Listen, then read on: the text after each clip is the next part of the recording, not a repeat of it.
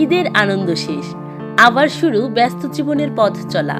গ্রামের বাড়িতে পরিবার পরিজনের সাথে আনন্দমুখর সময় কাটিয়ে এখন ঢাকায় ফিরছে মানুষ। ট্রেন স্টেশনগুলোতে দেখা যাচ্ছে উপচে পড়া ভিড়, লাগেজ, ব্যাগ আর বিদায়ের মুহূর্তে আবেগ ঘন দৃশ্য। আজকের প্রতিবেদনে আমরা দেখব ঈদের ছুটি শেষে ট্রেন স্টেশনে মানুষের ফিরতি যাত্রার বাস্তব চিত্র। ঈদের ছুটি শেষ হতে না হতেই দেশের বিভিন্ন প্রান্ত থেকে মানুষ আবার ঢাকামুখী হচ্ছে। বিশেষ করে ট্রেন স্টেশনগুলোতে দেখা যাচ্ছে যাত্রীদের উপচে পড়া ভিড়। সকাল থেকে রাত পর্যন্ত স্টেশন জুড়ে মানুষের ব্যস্ততা, কেউ টিকিটের অপেক্ষায়, কেউ বা নির্ধারিত ট্রেন ধরার প্রস্তুতিতে।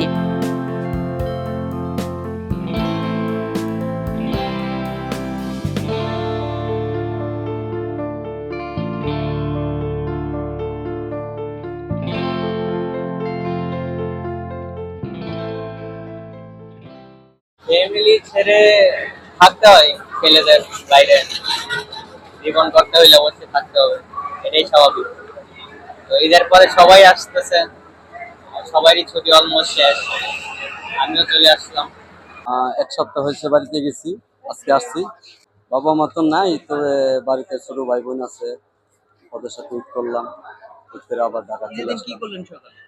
সকালে সেমাই চিনি খাইছি, খায়া তারপর নামাজে গেছি, নামাজে এসে বন্ধু বান্ধব লগে ঘোরাফেরা করছি, সময় দিচ্ছি, আড্ডা দিচ্ছি।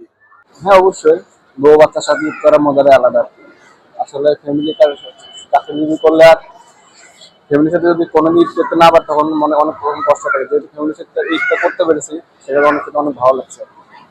মনে ভিতরে অনেক কষ্ট থেকে যায়, আসলে পরিবার থেকে চলে আসার পরে মনে অনেক কষ্ট থাকে, সেটা কিছুদিন থাকার পরে আবার সেটা অটোমেটিক চলে যায়, সেটা বলে বোঝানো যাবে না, কষ্ট থেকেই যাবে। ফ্যামিলি ছেড়ে আসলে সবারই কষ্ট লাগে, এটাই স্বাভাবিক।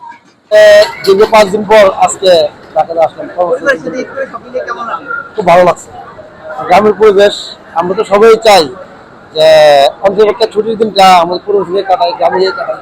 গ্রামে খুব ভালো লাগলো, ঈদ গ্রামের পরিবেশ, গ্রামের মানুষ সহ লোক আসলে ঈদ করতে খুবই ভালো লাগে।